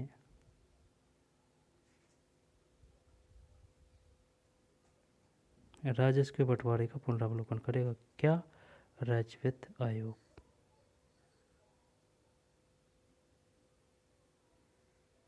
राजनीतिक मसला न बने। खुद करें, खुद समझें। उन शक्तियों की पहचान करें जिन्हें आपके प्रदेश की सरकार ने पंचायतों को सौंप दिया है। अब आ रहा है भाई साहब 74वां संशोधन। ठीक है, नगरवाड़ा। जैसा कि पहले लिखा जा चुका है कि संविधान के 74वें संशोधन का संबंध शहरी स्थानीय शासन के निकाय अर्थात नगरपालिका से है। शहरी इलाका किसे कहते हैं? मुंबई अथवा कोलकाता जैसे बड़े महानगरों की पहचान बहुत आसान है, लेकिन जो शहरी इलाके गांव और नगर के बीच के होते हैं उन्हें पहचान पाना इतना आसान नहीं है। भारत की जनगणना में शहरी इलाके की परिभाषा करते हुए जरूरी माना गया है कि ऐसे इलाके में कम से कम 5,000 की जनसंख्या हो। कम से कम 5,000 की जनसंख्या हो। इस इलाके में कामकाजी पुरुषों को में कम से कम 75% खेतीबाड़ी के काम से अलग माने जाने वाले प्रदेश में हो और जनसंख्या का घनत्व कम से कम 400 व्यक्ति प्रति वर्ग किलोमीटर हो। सन 2001 की जनगणना अनुसार भारत की लगभग 31% जनसंख्या शहरी इलाके में रहती है।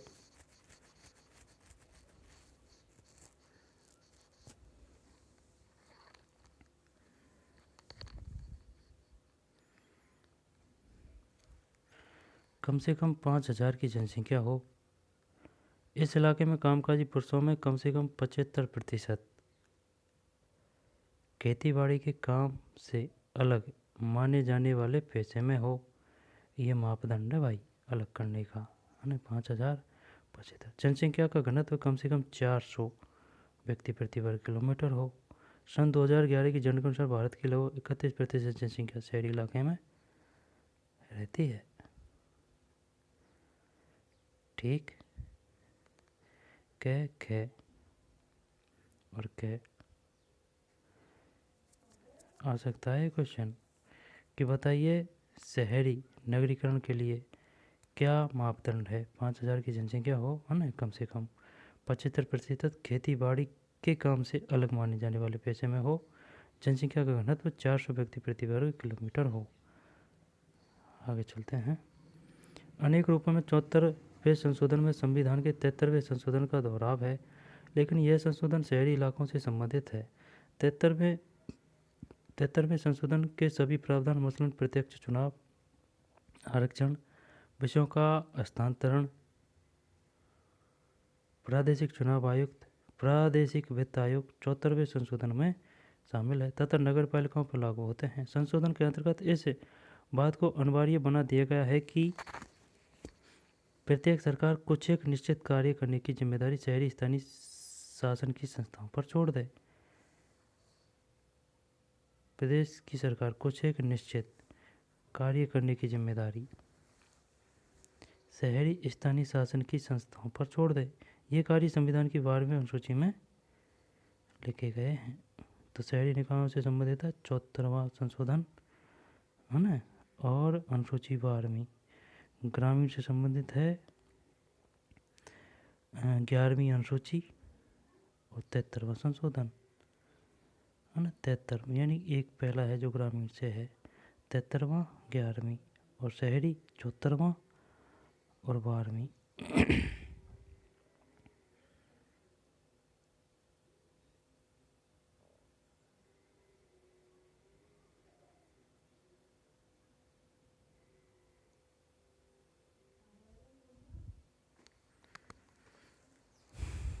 ठीक है ना, 73वां 74वां। अब आगे चलते हैं। 73वें और 74वें संशोधन का क्रियान्वयन। अब सभी प्रदेशों ने 73वें संशोधन के प्रावधानों को लागू करने के लिए कानून बना दिए हैं। इन प्रावधानों को अस्तित्व में आए अब 10 वर्ष से ज़्यादा हो रहे हैं, 1994 से 2004 में। अधिकांश प्रदेशों में स्थानीय निकायों में चुनाव कम से कम 2 बार हो चुके हैं। मध्य प्रदेश और राजस्थान तथा कुछ एक प्रदेशों में तो अब तक 3-3 दफे चुनाव हो चुके हैं।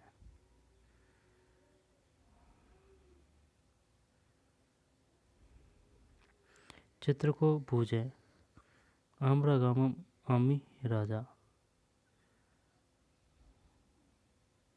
यह झंडा स्थानीय शासन को लेकर लोगों की अपेक्षाओं का प्रतीक है। लोग सिर्फ अपने लिए औपचारिक कानून नहीं चाहते, वे चाहते हैं कि इन कानूनों का को पूरी ईमानदारी से लागू किया जाए। संक्षेप में लिखें कि आप इस नारे के बारे में क्या सोचते हैं। हमारे गांव में हमारा राज। आज ग्रामीण भारत में जिला पंचायतों की संख्या 600 से ज़्यादा है। मध्यवर्तीय अथवा प्रखंड स्तरीय पंचायत की संख्या 6000 तथा ग्राम पंचायतों की संख्या 2,40,000। आई बात समझ में। जिला पंचायतों की संख्या 600 से ज़्यादा। मध्यवर्ती अथवा प्रखंड स्तरीय पंचायत की संख्या 6000। तहसील है, ये जिला है, ये तहसील है। और गांव है 2.5 लाख है। गांव नहीं है 2.5 लाख, ग्राम पंचायत है 2.5 लाख। पूरे देश में 2.5 लाख पंचायत है, ज़्यादा ही होगी। और मध्यवर्ती तो प्रखंड स्तरीय यानी कि तहसील भी ज़्यादा ही होगी 6000 से। और 600 से ज़्यादा जिले भी ज़्यादा होंगे। शहरी भारत में 100 से ज़्यादा नगर निगम, 1400 नगर पालिका तथा 2000 नगर पंचायतें मौजूद है। हर 5 वर्ष पर इन निकायों के लिए 32 लाख सदस्यों का निर्वाचन होता है। इनमें से 13 लाख महिलाएं हैं। यदि प्रदेशों की विधानसभा तथा संसद को एक साथ रखकर देखें तो भी इनमें निर्वाचित जनप्रतिनिधियों की संख्या 5000 से कम बैठती है।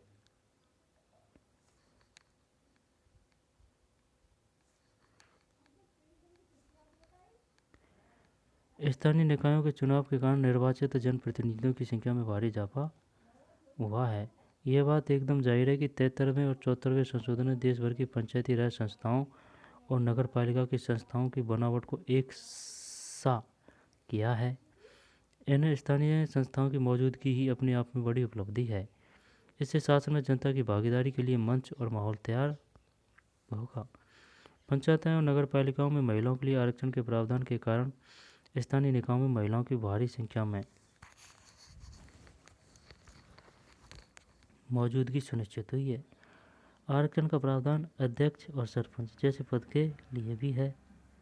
इस कारण निर्वाचित महिला जनप्रतिनिधियों की एक बड़ी संख्या अध्यक्ष और सरपंच जैसे पदों पर आसीन हुई है। आज से कम 200 महिलाएं जिला पंचायतों की अध्यक्ष है और 2000 महिला प्रखंड अथवा तालुका पंचायतों की अध्यक्ष है। और ग्राम पंचायतों में महिला सरपंच की संख्या 80,000 से ज़्यादा है। नगर निगमों में 30 महिला मेयर महापौर है। नगर पालिकाओं में 500 से ज़्यादा महिलाएं अध्यक्ष पद पर आसीन है। लगभग 650 नगर पंचायतों की प्रधानी महिलाओं के हाथ में है। संसाधनों पर अपने नियंत्रण की दावेदारी करके महिलाओं ने ज़्यादा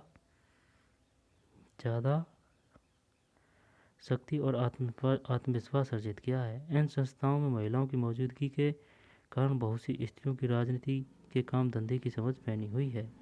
अनेक मामलों में पाया गया कि स्थानीय निकायों के विचार विमर्श में महिलाओं की मौजूदगी उसमें नया परिप्रेक्ष्य जोड़ती है और चर्चा ज़्यादा संवेदनशील होती है। अनेक मामलों में यह देखा गया कि महिलाएं अपनी मौजूदगी दर्ज कराने में असफल रही है अथवा महिला को पद पर आसीन कराकर परिवार का पुरुष उसके बहाने फैसले लेता रहा है।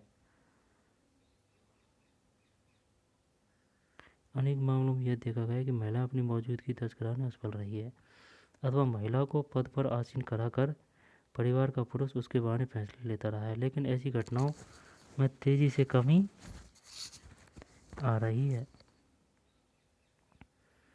चित्र को बूझे।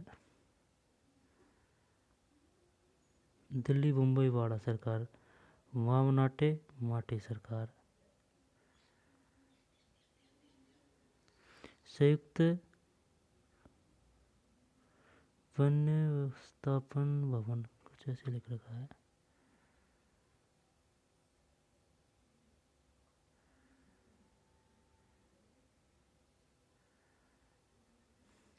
इस चित्र को देखें। स्थानीय सरकार यहाँ खुली धूप में बैठी है। क्या कोई खास बात आपका ध्यान खींचती है?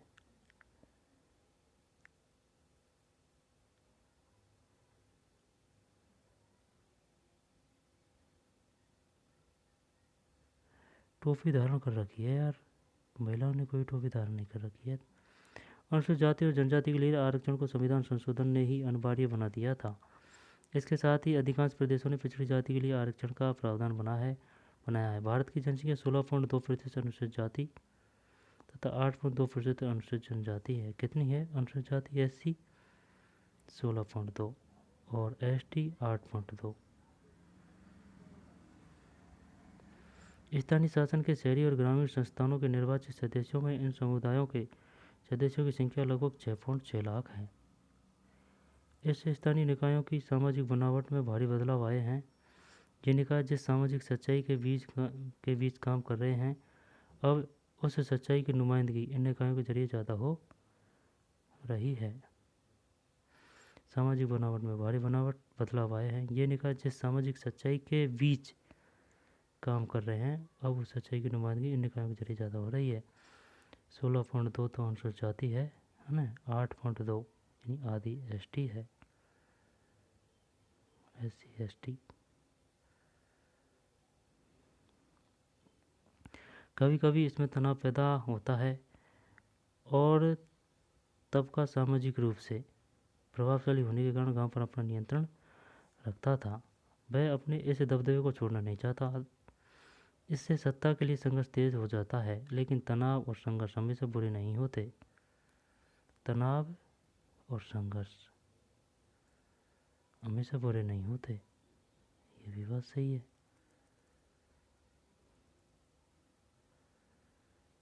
जब भी लोकतंत्र को ज़्यादा सार्थक बनाने और ताकत से वंचित लोगों को ताकत देने की कोशिश होगी तो समाज में संघर्ष और तनाव होना ही है। और भाई ये भी सच्ची बात है, जैसे कि अगर अपन को एग्ज़ाम में पास होना है तो अगर अपन तनाव नहीं लेंगे और अगर संघर्ष नहीं करेंगे तो फिर एग्ज़ाम में पास कैसे होंगे। चल ठीक है, संघर्ष ज़रूरी है, लेकिन थोड़ा बहुत अगर तनाव नहीं लिया कि यार होगा या नहीं होगा, होगा या नहीं होगा, और अगर ऐसे नहीं हो जाएगा, कोई दिक्कत नहीं, कोई टेंशन नहीं, तो अपन उतनी क्षमता से स्टडी नहीं कर पाएंगे। अगर ये होगा नहीं यार क्या पता क्या होगा, अगर कुछ जो जितना तनाव अपन को चाहिए वो अपन ले रहे हैं तो अपन के काम करने की गति ज़्यादा बढ़ जाएगी। तो इससे अपना ही फायदा होगा। वही बड़ा सिस्टम है। जब भी लोकतंत्र को ज़्यादा सार्थक बनाने और ताकत से वंचित लोगों को ताकत देने की कोशिश होगी तो समाज में संघर्ष और तनाव होना ही है।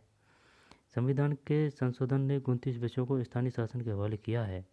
कितने? 29। ये सारे विषय स्थानीय विकास तथा कल्याण की ज़रूरतों से संबंधित है। स्थानीय शासन के कामकाज के पिछले दशकों के अनुभव बताते हैं कि भारत में इसे अपना कामकाज स्वतंत्रतापूर्वक करने की छूट बहुत कम है। अनेक प्रदेशों ने अधिकांश विषय स्थानीय निकायों को नहीं सौंपे थे। इसका मतलब यह है कि स्थानीय निकाय कारगर ढंग से काम नहीं कर सकते थे।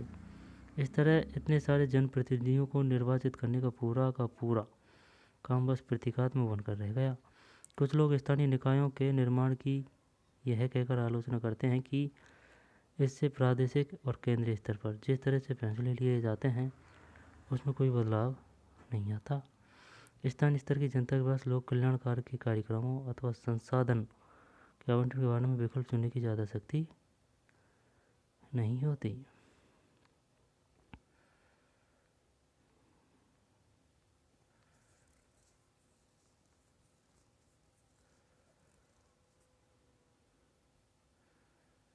अच्छा कानून है तो ठीक, लेकिन केवल कागजी है क्या इसी को कथनी और करनी का? हाँ वही बात है भाई, है ना।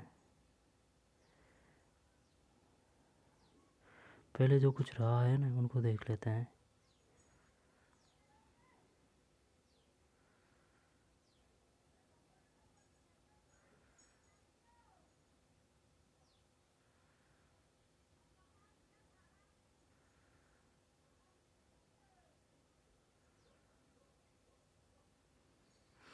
ऊपर जिला पंचायत चुनाव में डकैतों का दबदबा, राज्यपाल ने रिपोर्ट मंगाई। प्रस्तावित ग्राम न्यायालय विधेयक का विरोध हो रहा है उत्तरांचल में।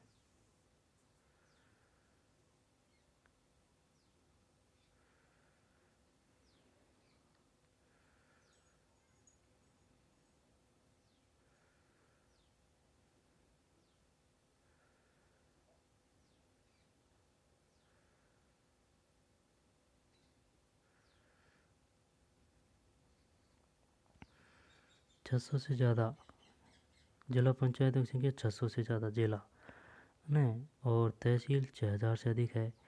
ग्राम पंचायत 2.5 लाख है, 2,40,000। और शहरी 100 से ज़्यादा नगर निगम है। नगर पालिका 14 से अधिक है और 2000 नगर पंचायत मौजूद है।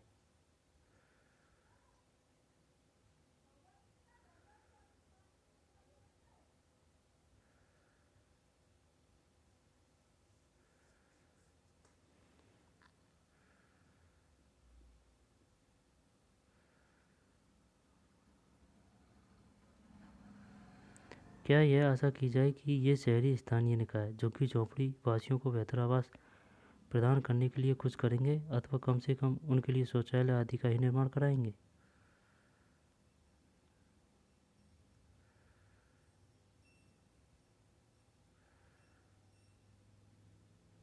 ठीक, आगे चलते हैं।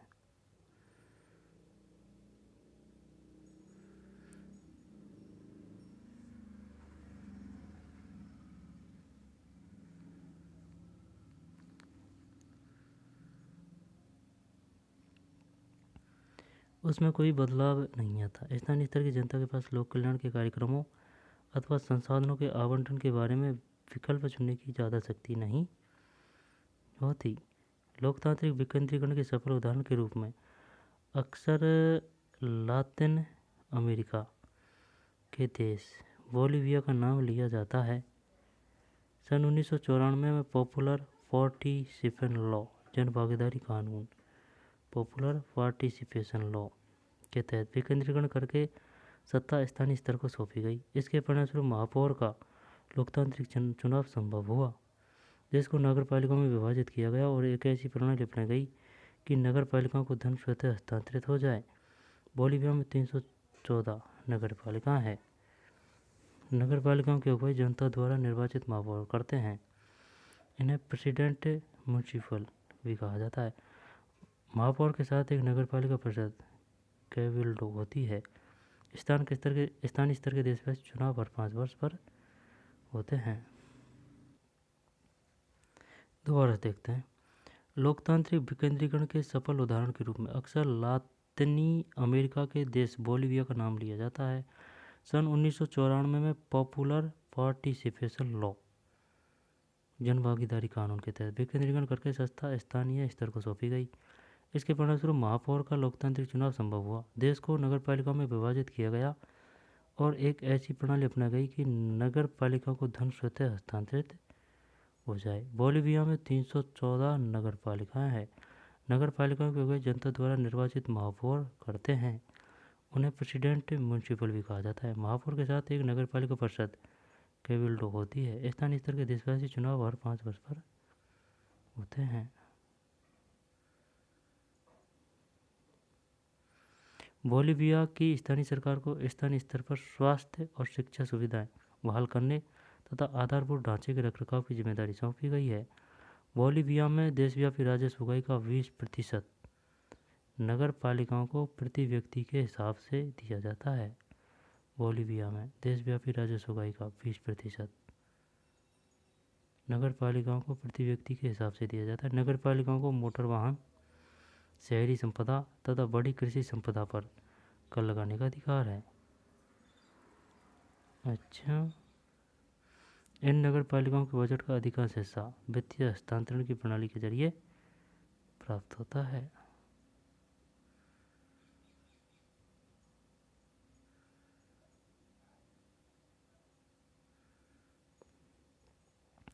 स्थानीय निकायों के पास अपना यह कहने लायक धन बहुत कम होता है। अपना कह सकने लायक धन बहुत कम होता है। स्थानीय निकाय प्रदेश और केंद्र की सरकार पर वित्तीय मदद के लिए निर्भर होते हैं। इससे कारगर ढंग से काम कर सकने की उनकी क्षमता बहुत क्षरण हुआ है। शहरी स्थानीय निकायों का कुल राजस्व उगाही 0.24% का योगदान है, जबकि सरकारी खर्चे का 4%। इन निकायों द्वारा व्यवहार 1 मिनट यार दोबारा सुनाए। स्थानीय निकायों के पास अपना कह सकने लायक धन बहुत कम होता है। सही है। स्थानीय निकाय प्रदेश और केंद्र की सरकार पर वित्तीय मदद के लिए निर्भर होते हैं। ठीक, इससे सरकार ढंग से काम कर सकने की उनकी क्षमता का बहुत क्षरण हुआ है। शहरी स्थानीय निकायों का कुल राजस्व उगाही में 0.24% का योगदान है, जबकि सरकारी खर्चे का 4% इन निकायों द्वारा व्यय होता है। इस तरह स्थानीय निकाय कमाते कम और खर्च ज़्यादा करते हैं। इसी कारण से निकाय अनुदान देने वालों पर निर्भर होते हैं। इनकी आय के स्रोत कम है, केंद्र सरकार के पास है वो आय के स्रोत। निष्कर्ष, इस अनुभव से यही संकेत मिलते हैं कि स्थानीय शासन के निकाय एक एजेंसी की भूमिका निभाते हुए केंद्र और राज्य सरकार के विकास कार्यक्रमों को लागू करना जारी रखेंगे। स्थानीय शासन को ज़्यादा शक्ति देने का मतलब है हम सत्ता के वास्तविक विकेंद्रीकरण के लिए तैयार रहें। आखिरकार लोकतंत्र का मतलब होता है कि सत्ता की भागीदार जनता होती है। गांव और शहर के लोगों को यह फैसला लेने का अधिकार होना चाहिए कि किस नीति और कार्यक्रम को उन्हें अपनाना है और किसे नहीं। स्थानीय शासन के संबंध में जो कानून बने हैं वो लोकतांत्रिकरण की दिशा में महत्वपूर्ण कदम माने जाएंगे।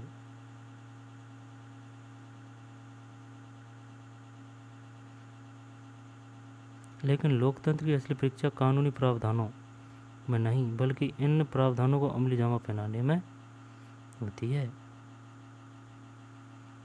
लोकतंत्र की दिशा में महत्वपूर्ण कदम माने जाएंगे, लेकिन लोकतंत्र की असली परीक्षा कानूनी प्रावधानों में नहीं, बल्कि इन प्रावधानों को अमली जामा पहनाने में होती है। ठीक है,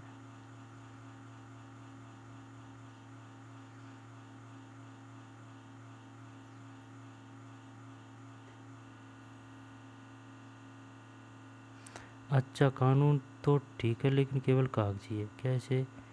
इसी को कथनी और करनी का अंतर कहते हैं।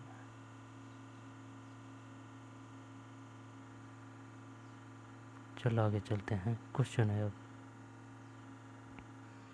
प्रश्नावली। भारत का संविधान ग्राम पंचायत को स्वशासन की इकाई के रूप में देखता है। नीचे कुछ स्थितियों का वर्णन किया गया है, इन पर विचार कीजिए और बताइए कि स्वशासन की इकाई बनने के क्रम में ग्राम पंचायत के लिए ये स्थितियाँ सहायक है या बाधक। नीचे कुछ स्थितियों का वर्णन किया गया है, इन पर विचार कीजिए और बताइए कि स्वशासन की इकाई बनने के क्रम में ग्राम पंचायत के लिए ये स्थितियाँ सहायक है या बाधक है। ठीक, प्लस पॉइंट है या माइनस पॉइंट है। प्रदेश की सरकार ने एक बड़ी कंपनी को विशाल इस्पात संयंत्र लगाने की अनुमति दी है। इस्पात संयंत्र लगाने से बहुतों से गांवों पर दुष्प्रभाव पड़ेगा।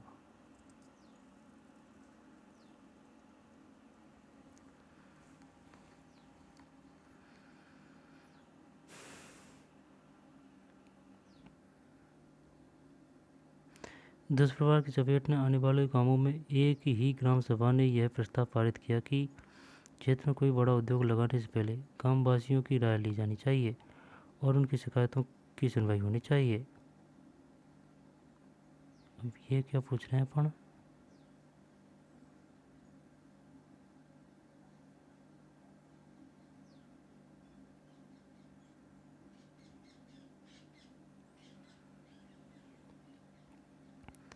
कोई भी बड़ा उद्योग लगाने से पहले गांव वासियों की राय ली जानी चाहिए, उनकी शिकायतों की सुनवाई होनी चाहिए। ये सही है ना भाई? सही है। सरकार का फैसला है कि उसके कुल खर्चे का 20% पंचायत के माध्यम से व्यय होगा।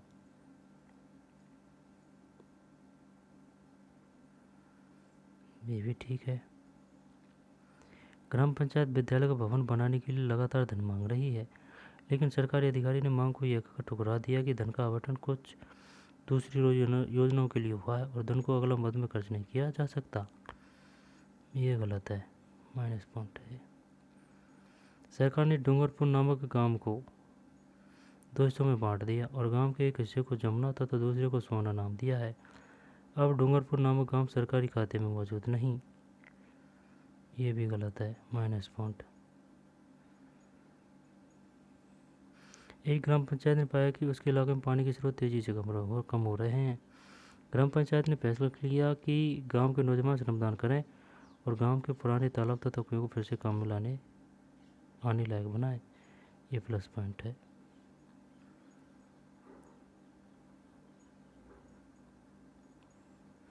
भारत का संविधान ग्राम पंचायत को स्वयं शासन की इकाई के रूप में देखता है।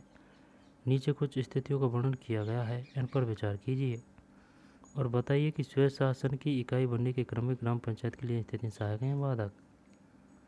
हाँ, तो ये सहायक है ना। पहला भी सहायक है, ये भी सहायक है, ये नहीं, गलत है, ये भी गलत है, ये सही है। मान लीजिए कि आपको किसी प्रदेश की तरफ से स्थानीय शासन की कोई योजना बनाने की जिम्मेदारी सौंपी गई है। ग्राम पंचायत स्वशासन की इकाई के रूप में काम करे। इसके लिए आप उसे कौन सी शक्तियाँ देना चाहेंगे। ऐसी 5 शक्तियों को उल्लेख करें और प्रत्येक शक्ति के बारे में 2-2 पंक्तियों में यह भी बताएं कि ऐसा करना क्यों जरूरी है।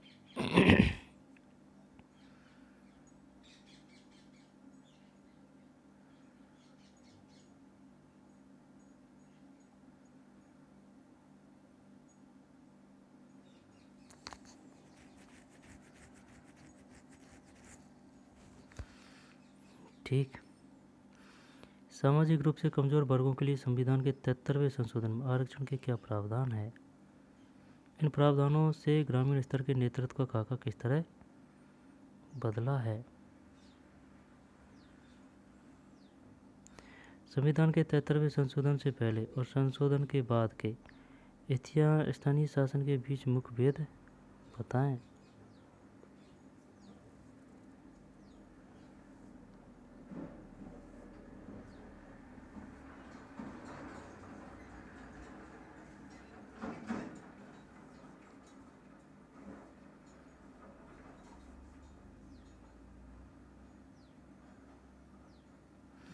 नीचे लिखी बातचीत पढ़ें।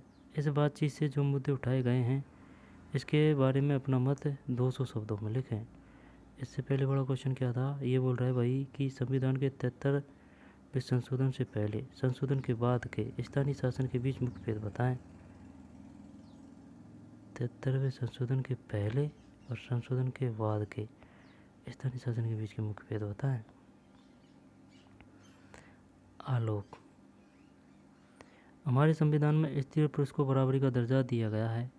स्थानीय निकायों में स्त्रियों को आरक्षण देने से सत्ता में उनकी बराबरी की भागीदारी सुनिश्चित हुई है।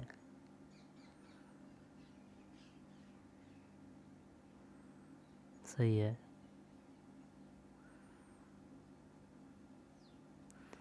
नेहा। लेकिन महिलाओं का सिर्फ सत्ता के पद पर काबिज होना ही काफ़ी नहीं है, यह भी जरूरी है कि स्थानीय निकायों के बजट में महिलाओं के लिए अलग से प्रावधान हो। अच्छा, चलिए ये भी बात मान ली। मुझे आरक्षण का यह गोरख धंधा पसंद नहीं। स्थानीय निकाय को चाहिए कि वे गांव के सभी लोगों का ख्याल रखें और ऐसा करने पर महिलाओं और उनके हितों की देखभाल अपने आप हो जाएगी। नहीं नहीं, जो काफ़ी कमज़ोर है तो उसको तो हाथ पकड़ना ज़रूरी है ना। और जो अमीर और गरीब सब एक साथ नहीं किए जा सकते, सबकी एक जैसी स्थिति नहीं होती, परिस्थिति के अनुसार स्थिति के अनुसार करना पड़ता है। 73वें संशोधन के प्रावधान को पढ़ें। यह संशोधन निम्नलिखित सरोकारों में से किससे ताल्लुक रखता है। पद से हटा दिए जाने का भय जनप्रतिनिधियों को जनता के प्रति जवाबदेह बनाता है। भूस्वामी सामंत और ताकतवर जातियों का स्थानीय निकायों में दबदबा रहता है। ये भी सही है। ग्रामीण क्षेत्र में निरक्षरता बहुत ज़्यादा है। निरक्षर लोग गांव के विकास के बारे में फैसला नहीं ले सकते। अब इतनी ज़्यादा बात नहीं है, सब शिक्षित है। प्रभावकारी साबित होने के लिए ग्राम पंचायतों को पास गांव की विकास योजना बनाने की शक्ति और संसाधन होना जरूरी है। ये सही है।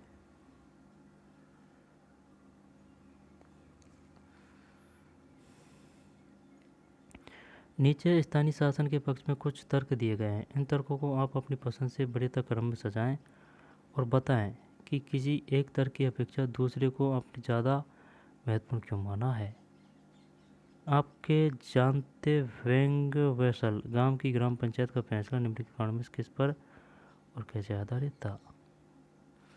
सरकार स्थानीय समुदाय को शामिल कर अपनी परियोजना कम लागत में पूरी कर सकती है।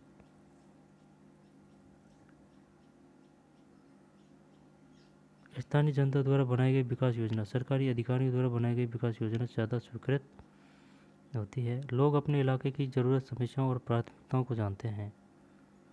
सामुदायिक भागीदारी द्वारा उन्हें विचार विमर्श करके अपने जीवन के बारे में फैसला लेना चाहिए। ये सही है, ये सबसे पहले आएगा। आम जनता के लिए अपने प्रदेश अथवा राष्ट्रीय विधायिका के जनप्रतिनिधियों से संपर्क कर पाना मुश्किल होता है।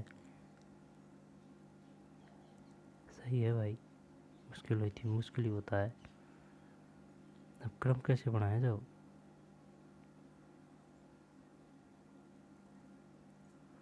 पहला तो ये हो गया।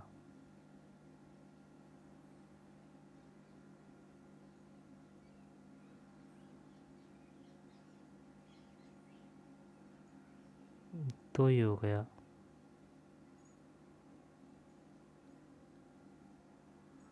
तीन और ये 4। आपके अनुसार निम्नलिखित में से कौन सा विकेंद्रीकरण का साधन है? शेष को विकेंद्रीकरण के साधन के रूप में आप पर्याप्त विकल्प क्यों नहीं मानते? ग्राम पंचायत का चुनाव कराना।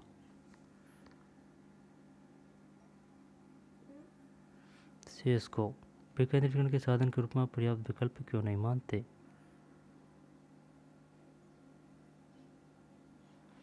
ग्राम पंचायत का चुनाव कराना। गांव के निवासी खुद तय करें कि कौन सी नीति और योजना गांव के लिए उपयोगी है। ग्राम सभा की बैठक बुलाने की ताकत।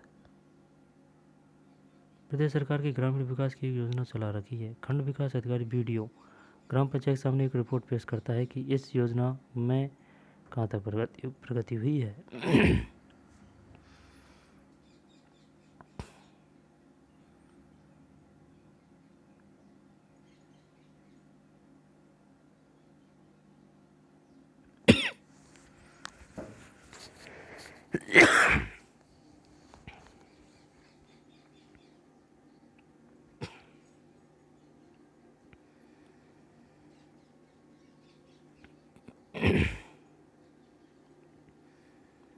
ग्राम पंचायत का चुनाव कराना।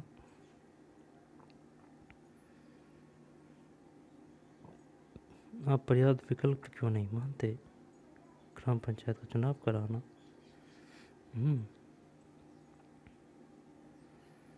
गांव के निवासी खुद तय करें कि कौन सी नीति योजना गांव के लिए उपयोगी है। ग्राम सभा की बैठक बुलाने की ताकत।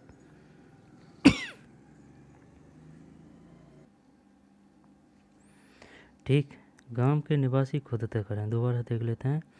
गांव के निवासी खुद तय करें कि कौन सी नीति और योजना गांव के लिए उपयोगी है। ग्राम सभा की बैठक बुलाने की ताकत।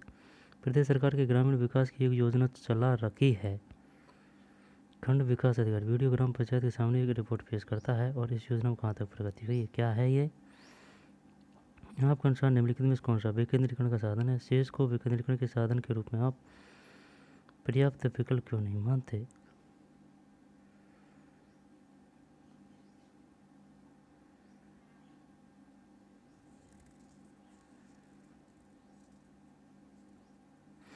नहीं, यही है।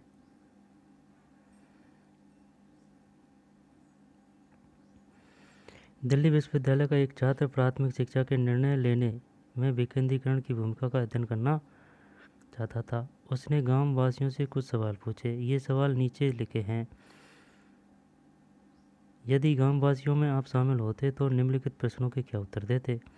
गांव का हर बालक या बालिका विद्यालय जाए, इस बात को सुनिश्चित करने के लिए कौन से कदम उठाने जाने चाहिए? इस मुद्दे पर चर्चा करने के लिए ग्राम सभा की बैठक बुलाई जानी है। बैठक के लिए उचित दिन कौन सा होगा, इसका फैसला आप कैसे करेंगे? सोचिए कि आपके चुने हुए दिन में कौन बैठक में आ सकता है और कौन नहीं। खंड विकास अधिकारी तो कलेक्टर द्वारा तय किया हो कोई दिन।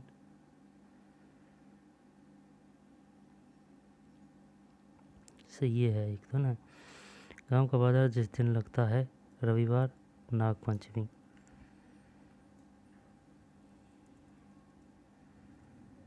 इसका फैसला कैसे? सोचिए कि आपके चुने हुए दिन में कौन बैठक में आ सकता है।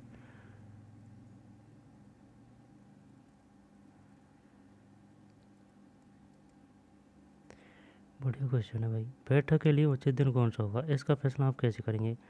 सोचिए कि आपके चुने हुए दिन में कौन बैठक में आ सकता है और कौन नहीं।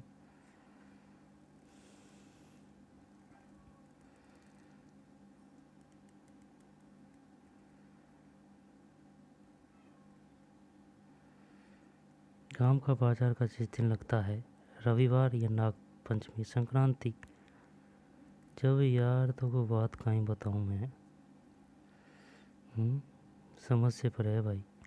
अब क्या बताएं भाई के बाजार जिस दिन लगता है वो, या फिर रविवार या फिर नाग पंचमी।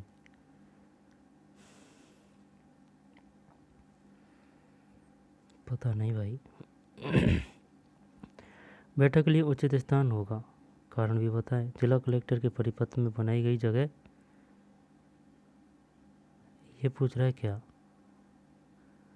उसने गांववासियों से कुछ सवाल पूछे। ये सवाल नीचे लिखे। यदि गांववासियों में आप शामिल होते तो निम्नलिखित प्रश्नों को उत्तर देते। गांव का हर बालक बालिका विद्यालय जाए। यदि गांव है ना, इस बात को सुनिश्चित करने के लिए गांव का हर बालक बालिका, ये विषय है अपना। इस बात को सुनिश्चित करने के लिए कौन से कदम उठाए जाने चाहिए? इस मुद्दे पर चर्चा के लिए ग्राम सभा की बैठक बुलाई जानी है। जब ये बैठक बुलाएंगे अपन किस दिन? नागपंचमी त्यौहार है भाई, दुनिया त्यौहार पे बिजी रहती है, कोई आए कोई नहीं आए। लेकिन रविवार को सब आ सकते हैं। आई बात समझ में? यहाँ पर गांव का बाजार जिस दिन लगता है।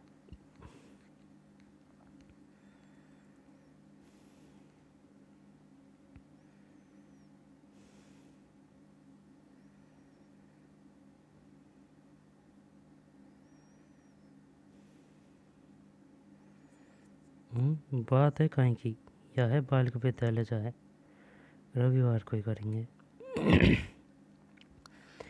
बैठक के लिए उचित स्थान होगा, कारण भी बताए। ये गांव का स्कूल ही सही रहेगा। बात हुई इसकी आ रही है ना भाई, बाल बालिका विद्यालय जाए, है ना? हाँ, यही है गांव का स्कूल।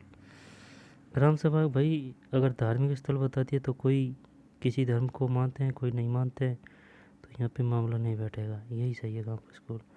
ग्राम सभा की बैठक में पहले जिला समाहर्ता कलेक्टर द्वारा भेजा गया परिपत्र पढ़ा गया।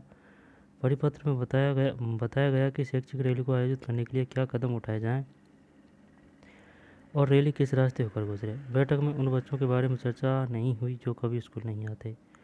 बैठक में बालिकाओं की शिक्षा के बारे में, विद्यालय भवन की दशा के बारे में, विद्यालय के खुलने बंद होने के समय के बारे में चर्चा नहीं हुई।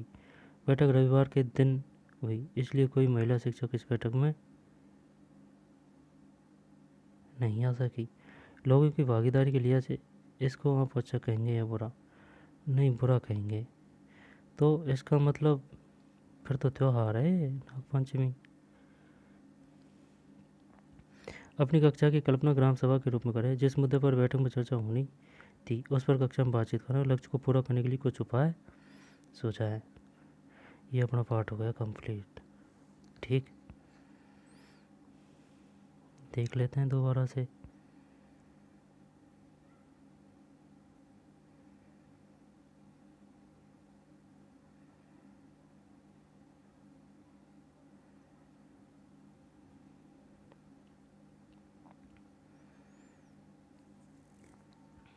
उनतीस विषयों को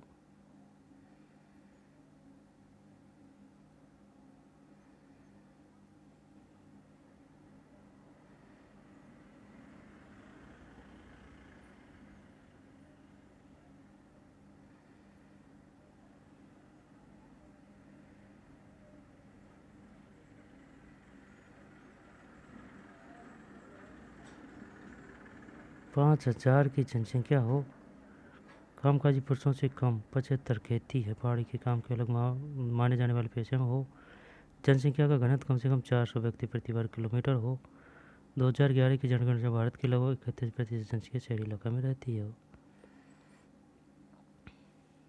राज्य वित्त आयोग, राज्य चुनाव आयुक्त,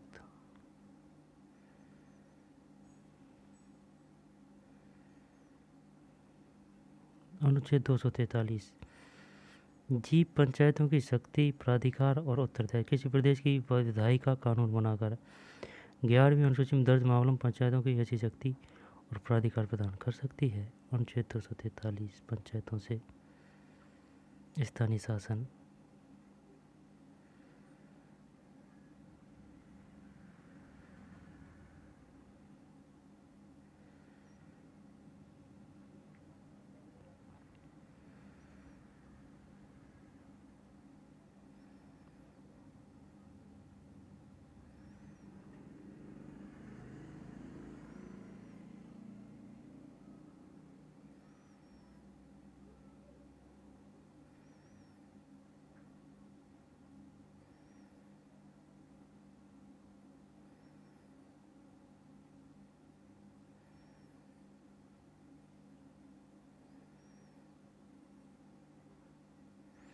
ठीक, तो चलिए मिलते हैं नए वीडियो में। धन्यवाद।